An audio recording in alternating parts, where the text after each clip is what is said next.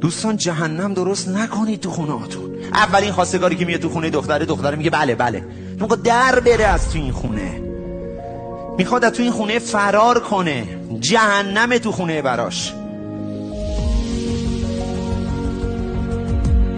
به خدا جهنم ساز نیست، به خدا فقط بهشت داره. جهنم کار ماست، جهنم هنر ما انسان هاست، با بی‌تفاوتی، با بد اخلاقی. ببین من با رفیقام که اصلا خیلی خوبم، میام تو خونه اصلا من نمیدونم این انرژی این خونه چیه.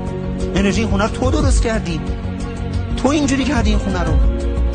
امام رضا علیه السلام میفرماد یک لبخند اگر یک نفر تو خونه رو لب یه نفر بیاره ثواب 70 حج قبول داره. فقط تو یه نفر تو خونه بخندونی. به خدا جهنم ساز نیست، به خدا فقط بهشت داره.